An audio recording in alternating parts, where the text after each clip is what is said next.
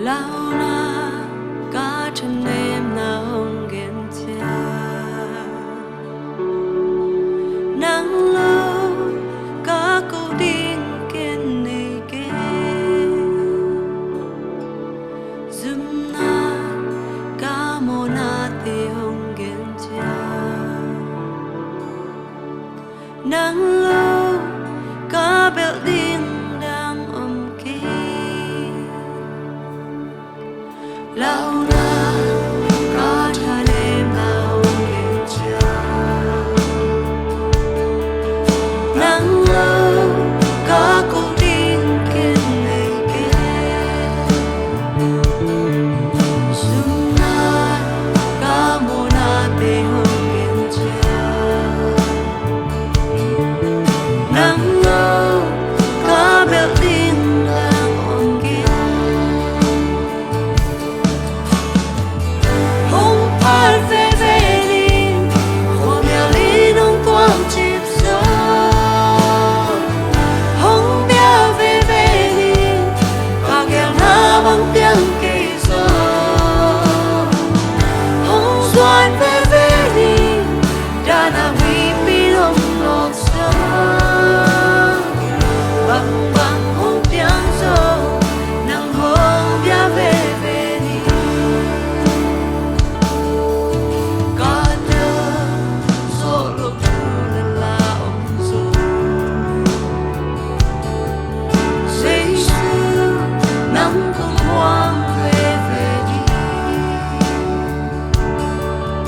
à bia na khen bèo tê sung ba lúc na cũng còn đi về về đi à bia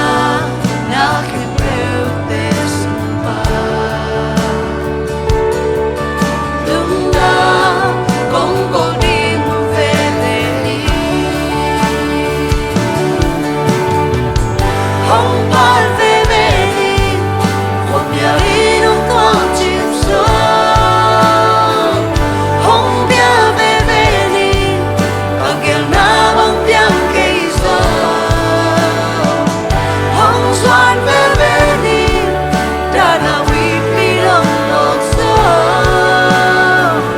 băng băng hồng tiếng gió nắng hồng bia về về đi hồng phai về về đi một nhà đi nông thoáng chìm gió hồng bia về về đi cả kèo na bằng tiếng cây gió hồng xoan về về đi đã na vì bi lòng lọt gió băng băng hồng tiếng gió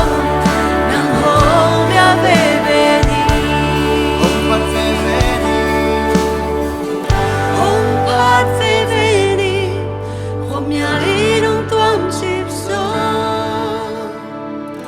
hồng bia về về đi cả kèo na bằng tiếng cây gió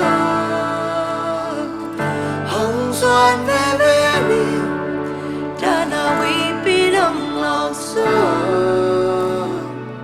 băng băng hồng tiếng gió nắng hồng